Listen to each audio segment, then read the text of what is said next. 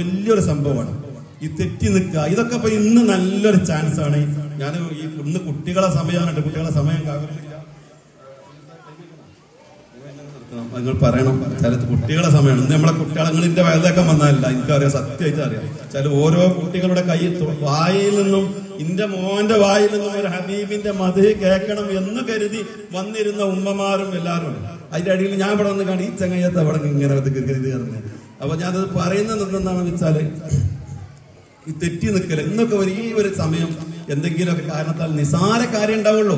ഒന്നിപ്പോ അങ്ങോട്ടും ഇങ്ങോട്ടൊക്കെ പറഞ്ഞ് പൊരുത്തപ്പിടിക്കാൻ കാര്യമുള്ളൂ. ഇപ്പൊ ഭാര്യ ഭർത്താക്കന്മാർ വിദ്യത്തിൽ ചിലപ്പോൾ ഒരു ഭാര്യയോട് ഭർത്താവിന് നല്ല നൽകിക്കഴിഞ്ഞാൽ അവൾ ഭർത്താവില്ലാത്തവളാണ്. ഭാര്യ ഭർത്താവിനോട് നല്ല നൽകില്ലെങ്കിൽ അവന് ഭാര്യ ഇല്ലാത്തവരാണ്. അതൊക്കെ വളരെ ശ്രദ്ധിക്കണം. വെച്ചാല് വളരെ ജീവിതത്തിലൊക്കെ ചെറിയ ചെറിയ നിസാര കാര്യങ്ങൾക്ക് നമ്മൾ തെറ്റി നിൽക്കരുത്. അനസ് ഇബ്നു മാലിക് റളിയല്ലാഹു അൻഹു ഒരു ചരിത്രം പറഞ്ഞതുപോലെ, നമ്മൾ അല്ലാഹുവിന്റെ ഹബീബിനെ നമ്മൾ ഇഷ്ടപ്പെടുന്നുണ്ട്. ആ ഇഷ്ടം കാരണം സ്വർഗത്തിൽ പ്രവേശിക്കുമെങ്കിലും ഹബീബിന്റെ ഓരോ ജീവിത കാര്യങ്ങൾ നമ്മളുടെ ജീവിതത്തിൽ പകർത്താൻ കഴിയണം. അല്ലാഹുവിന്റെ മദീനത്തെ മസ്ജിദിൽ ഒരു അറാബി വന്നിട്ട് മൂത്രിച്ചു. ആ മൂത്രിച്ച അറാബിയെ ഉമർ ഇബ്നുൽ ഖത്താബ്, അവിടുത്തെ സഹാബാക്കളൊക്കെ ഉമർ ഇബ്നുൽ ഖത്താബ് അല്ലാഹുവിന്റെ ഹബീബിനോട് ചോദിക്കുകയാണ്, അവിടുന്ന് സംഭവം തന്നാൽ ഇവന്റെ കുടല് വേറെയും തല വേറെയാക്കിയിട്ട് ഞാൻ വെട്ടും. അത്രക്കും ദേഷ്യം പിടിച്ച് നിൽക്കുന്ന സമയത്ത് അവനെ പൂ പോലെ മെല്ലെ പറഞ്ഞ് അവന്റെ മൂത്രമൊക്കെ കഴിഞ്ഞ് അവനെ പുറത്തേക്ക് എത്തിച്ചിട്ട്, നിന്നെ ആരും ഒന്നും ചെയ്യില്ല എന്ന് പറഞ്ഞ് അവനെ പുറത്തേക്ക് വിട്ട് ചിരിച്ചുകൊണ്ട് പള്ളിയിലേക്ക് വന്ന റസൂലുള്ളാഹി സ്വല്ലല്ലാഹു അലൈഹി വസല്ലം അവിടുത്തെ മണ്ണ് നീക്കാൻ പറഞ്ഞിട്ട് ആ മണ്ണിലേക്ക് കുറച്ച് വെള്ളം ഒഴിക്കാൻ പറഞ്ഞു. അന്നത്തെ കാലത്ത് ഇതുപോലത്തെ ഇതൊന്നുമില്ലല്ലോ. ആ മണ്ണ് നീക്കാൻ പറഞ്ഞ ഹബീബ്, നിങ്ങൾ നോക്കണം, നിസ്കരിക്കാൻ വന്ന ആളോട് നിനക്ക് എന്റെ പള്ളിയിൽ സ്ഥാനമില്ല, നീ നിന്റെ കുടുംബത്തെയുമായി തെറ്റിയവനാണ്, അവന്റെ എളാപ്പാനോടൊക്കെ തെറ്റിക്കാണ്ട് നിസ്കരിക്കാൻ വന്നവനാണ്, നീ പള്ളിയിൽ നിസ്കരിച്ച ബർക്കത്ത് ഉണ്ടാവില്ല. അപ്പൊ നോക്കുകയാണെങ്കിൽ ഒരു പള്ളിയിൽ മൂത്രച്ചത്തിന്റെ ഗൗരവത്തിലേറെ കണ്ടത് നിസ്കരിക്കാൻ വന്ന ഒരാള് മറ്റൊരാളോട് അവന്റെ എളാപ്പാനോട് തെറ്റി വന്നിട്ട് നിനക്ക് എന്റെ പള്ളിയിൽ സ്ഥാനമില്ല എന്ന്. നമ്മൾ നിസാര കാര്യങ്ങൾ കേൾക്കാറും നല്ല ഹുസ്നുൽ ഖൽഖ്, അല്ലാഹു നല്ല സ്വഭാവങ്ങളൊക്കെ തന്ന് നമ്മുടെ ജീവിതത്തിലൊക്കെ മാറ്റം വരുത്താൻ നമുക്ക് ശ്രമിക്കണം. എന്നിലൊരോ വീക്ക്നെസ്സുകൾ ഉണ്ടായിരുന്നു. ഇന്നു മുതൽ എന്നിലൊരു മാറ്റം വരും, ആ മാറ്റത്തിന് ഞാൻ തീരുമാനമെടുത്തു എന്നുള്ള തീരുമാനത്തോടു കൂടെ നമ്മൾ മുന്നോട്ട് പോകണം. അവിടുത്തെ വിധിവിലക്കുകൾ ജീവിതത്തിൽ പാലിക്കാൻ കഴിയണം. നമ്മുടെ ഉസ്താദുമാർക്ക് ഇതിനു വേണ്ടി കുറെ പ്രവർത്തിച്ചവരുണ്ട്.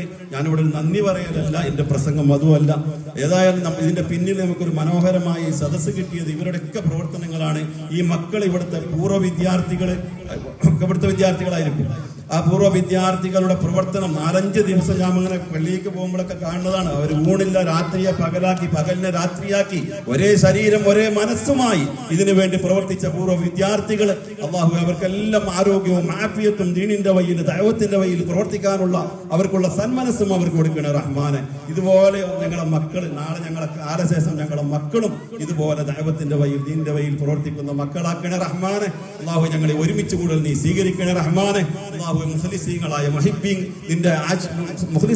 മുഖ്ലിസീങ്ങളിലും ആശിക്കീങ്ങളിലും ഞങ്ങൾക്കും ഒരിടം നൽകണേ റഹ്മാനെ. ഞാൻ വളരെ പറഞ്ഞു നീട്ടുന്നില്ല. ഈ മഹത്തായ ഈ സദസ്സ് ഉദ്ഘാടനം ചെയ്തതായി പ്രഖ്യാപിച്ച് എല്ലാവർക്കും എന്റെ ഹൃദയം നിറഞ്ഞ നന്ദി. അതാണ് എനിക്ക് എത്രയും നന്ദി പറയേണ്ടതെന്ന് അറിയില്ല. കാരണം വെച്ചാല് അത്രക്കും ഇവർ പ്രവർത്തിച്ചത് ഉസ്താദുമാരുടെ മാർഗനിർദ്ദേശങ്ങളും മറ്റതും എല്ലാം സ്വീകരിച്ച് ഇവിടെ പ്രവർത്തിച്ചവരുണ്ട്. അതുപോലെ തന്നെ ഈ ഭക്ഷണത്തിന് വേണ്ടി സംഭാവന ചെയ്തവർ, ഇതിന് സഹകരിച്ചവര്, ഇതിനു വേണ്ടി പ്രവർത്തിച്ചവര്, ഈ ഭക്ഷണം കൊടുക്കാൻ വേണ്ടി പ്രവർത്തിച്ചവര്, ഇതൊന്നൊക്കെ നാളത്തെ പ്രതിഫലത്തിന് കാത്തുവിട്ടുകൊണ്ടാണ്.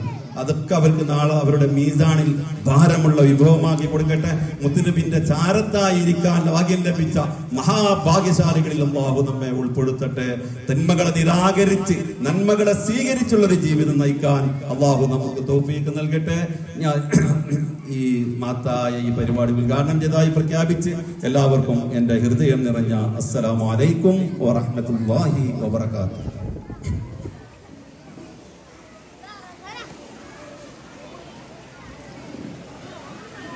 ഏറ്റവും പ്രധാനപ്പെട്ട പ്രോഗ്രാമാണ് ഇനി സ്റ്റേജിൽ നടക്കാൻ